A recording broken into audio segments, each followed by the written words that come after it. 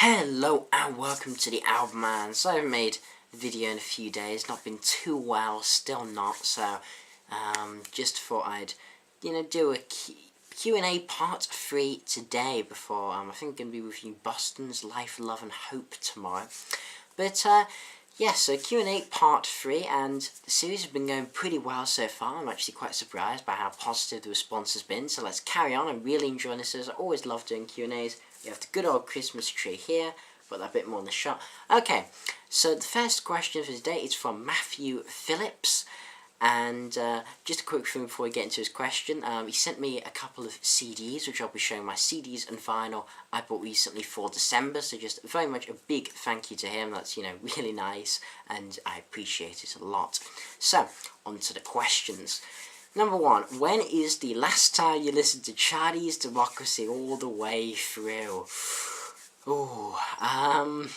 Charlie's Democracy, you may not know, you may have seen my review. It's one of my more infamous reviews, certainly one of my biggest viewed ones. And, yeah, honestly, I've not listened to it since I reviewed it back in about mid-2012 when I was finishing off my Guns N' Roses discography. Overall, I've probably listened to it about 5 to maybe 10 times. I've listened to it quite a lot of times, and honestly, I just can't bear to. I've been thinking recently of revisiting it, giving it a 2 millionth chance, and I probably will when Guns N' Roses release, when they announce even a new album, I'll probably give it another listen just for the sake of it, but I imagine I'll probably still hate it just as much as I do. Okay, second question. Thoughts on Def Leppard's Hysteria, my personal favourite album of all time still. Oh, now Def Leppard... Def Leppard, one of those bands I've weirdly never been able to get into. I do have Hysteria, and I think I also have Pyromaniac on vinyl. Let It Go as well, but just like Kiss, they've just never clicked. I've never really liked the singles, even stuff like Pour Some Sugar on Me. It's just like, it's okay. I mean, the one-armed drummer's damn cool, but really, I don't think Def Leppard are that great. I've never quite understood them, really. I mean, there's a lot of sort of commercial rock acts from that time period that I enjoy, but I don't know, Def Leppard really just never done it for me quite often. I probably should listen to them again. It's been a long time since I've listened to some Def Leppard. I do have quite a few albums, in fact I have more than Hysteria and Pyromaniac, I think, but yeah, maybe it's time to give them another go. Okay, number 3, with your new 0.25 point based rating system, are there any albums that you would go back and rate 0.25 points higher or lower? For example, an album that got 8.5 but you would downrate to 8.25. That's a very interesting question. Of course, the reason I implemented this system was because I could take so bloody long to figure out a rating. I'm very fussy, and to be honest, I honestly could go back over so many of my reviews and just change the rating system, just change the rating completely. There's a lot of albums I think I've rated too highly, always too highly. There's never really an album I thought I've gone too low, like Steve Lukather's Transition. That was an 8.5. I would probably give that an 8.25, maybe a bit low, I don't know, but maybe an 8.25, that's one. Black Sabbath 13, like, I gave it a 9.5 at the time, then a month later, I would have said, I would downgrade that to a 9.25, but now I'm feeling more to like a 9.5. Yeah, who the hell knows of that album? Bowie's The Next Day, probably I would put that up to 9.25. Now, it wasn't quite a 9.5, but that was hard, especially as I wanted to get that review up so quickly. That was tough to think of the rating for that. So yeah, quite a few. When I look back at my old reviews, I pretty much cringe, honestly. Okay, and the last question for you, what do you think of 2013 compared to 2012 and previous years? It's been a ho-hum year for my personal taste, whereas 2012 was fantastic. It's already December, and I'm still looking for that one killer album of 2013. A whole lot of 7s and 8s, but no 9s and 10s for me. I would say that 2012 was a superior year. I mean, God, the amount of 10s I would say 2012 had, Anathema's River Systems, Rush's Clockwork Angels, Baroness's Yellow and Green, Woods of Veep, Grey Skies and Electric Light. and there was a lot of 9s and 9.5s and just a lot of fantastic albums. I really feel that the top maybe like 15 of my top 25 was stronger than it is of this year. Though, well, I'd say like 2012 and was definitely better for like hard rock. I'd say maybe 2013 is slightly better for metal. I've certainly, I don't know, it could just be that I've broadened my horizons with metal, getting into stuff with slightly harsher vocals, and more like slightly post-metal things as well.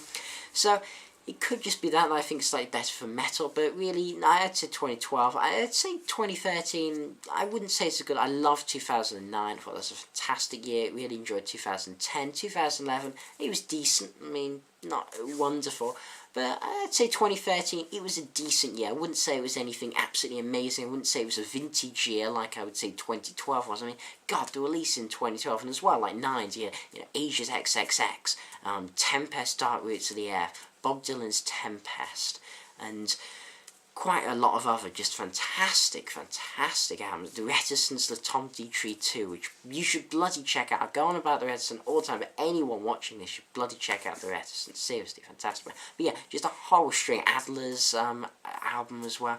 A ton of 9s and stuff. But yeah, there's been about, well, I'd say maybe my top 5 in 9s, 9.5s, but maybe even, yeah, I don't know, top 5, 6. But yeah, I'd say this year wasn't quite strong. God, already at 6.5 minute mark. Okay, iMetal222, fantastic review, check him out.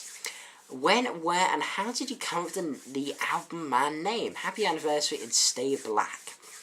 Okay, so the album man name, well, it was, as I said, I wanted to create a YouTube reviewer account. That was my main ambition. I'd had plenty of YouTube channels in the past. I mean, we're talking 10, possibly up to 15.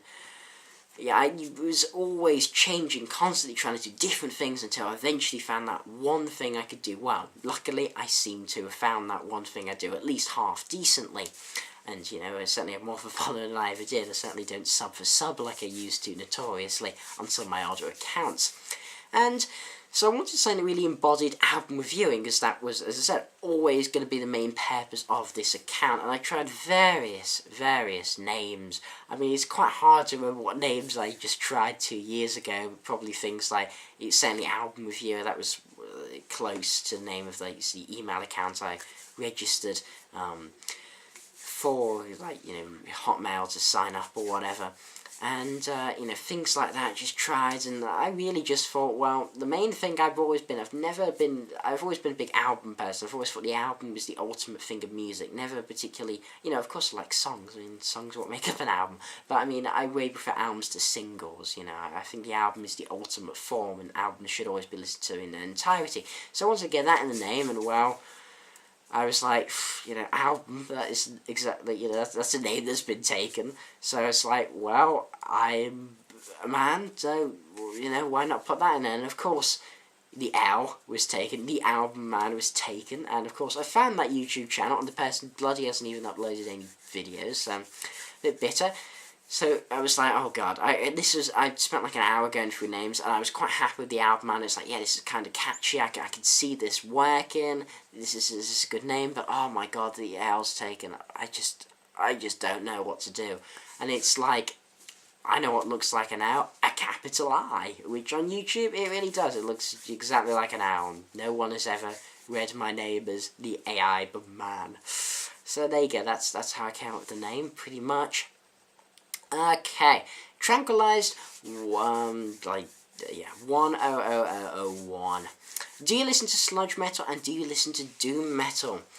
Sludge metal, I'm not too big into. I'm starting to with really Baroness sort of introducing me more. And I mean, certainly, Yellow and Green, I wouldn't say sludge, but certainly the Red album, that seems pretty sludgy to me. I've been trying out some other bands. I think Kylesa, I didn't really like that album. Ultraviolet, that didn't do it for me. And I don't know, I'm hoping maybe 2014 to find some sludge I like, but so far, I don't know, I like the odd thing. But Doom, oh wow, 2013 has been a big year for Doom. I've so got into it. In fact, I just list off some of the doom artists I've been listening to. Orange Goblin, Orchid, Woods of Veep, even though, you could say they're black metal certainly, but I'd say like Woods 5 is black and doom. Chaos, Candlemass, Cathedral, Electric Wizard, Paradise Lost, even though they're more gothic metal, still it's close enough. Alien, Anathema, even though it's Death Doom, Pentagram, My Dying Bride, and of course, I've always been listening to Black Sabbath, the originators. And a few other doom bands probably, just missed off, but there's certainly some of the doom metal bands I've been listening to. Really, really enjoying doom, I have to say. Okay, and I think we'll do the Strong Boys 19's questions, and that'll be maybe the last for this part, I don't know. Okay, which album's got you into music? This is always an embarrassing question to answer. Okay, Busted's debut album. S Club 7's debut, and this is no joke. You guys in the UK, you'll know exactly what I mean, and you'll be just like, what the hell? Kaiser Chiefs Employment, Killers Hot Fuss, Green Day American Idiots, Nickelback All the Right Reasons, My Chemical Romance's Black Parade, Bruce Springsteen's Born in the USA, yeah, good album. Joan Jett's I Love Rock and Roll, yeah. Queen Greatest Hits, Beatles Yellow Submarine, not the version with the shitty George Martin orchestration, some version I've always had with just, I don't know, soundtrack from the film, really. Motorhead, No Sleep Till Hammersmith, really. They're the main albums, I'd say, that really cemented my love of music. Of course, there's loads of other albums that, expanded my horizons of music. And I'm hoping to do a video one day, certainly detailing the albums I really think is the defining part in, developing my musical taste and sort of talking more in detail about them. But there's an overview of some of the ones, I suppose. Okay, have you ever considered older music to be better than New Direction's music? Yes. I'm a huge 70s fan. I wouldn't call myself quite a fanboy, but I'm a huge 70s rock fan. To me, the 70s were just the golden era. So you had the 50s, you had the birth of rock and roll, and, you had some decent artists, your Chuck Berrys, your Elvises, and, the foundation started to be laid throughout that. And in the 60s, you really had, some of the innovators. Of course, you had, your Dylans, your Who's, Stones, and then the psychedelic movement, to say Beatles, of course, psychedelic movement, which expanded horizons, the Doors and 13th Floor Elevator and, things like that. I'd say that really built upon that 50s sound, started introducing experimentation. And, of course, the 70s, to me, that was just the peak. That was when you had, of course, you had the birth of metal, Black Sabbath, you had the birth of prog with King Crimson. You had, really, the classic hard rock acts. You had Led Zeppelin and Pink Floyd, even though, more prog. And you had when rock was at the height of its mainstream popularity, yet it was still rock. Mainstream rock in the 70s compared to now. You compare Pink Floyd to Nickelback, and Pink Floyd sold far more, but Nickelback have what you'd say more of a commercial sound to them, whereas Pink Floyd, very, very experimental, of course, but yeah, sold way more copies. And to me, I don't know, it's just like you see so many of the classic tours, the classic artists, the classic albums. To me, it was just the golden era of innovation and just wonder, really. And then I think in the 80s, synth sort of destroyed the mainstream for me, really.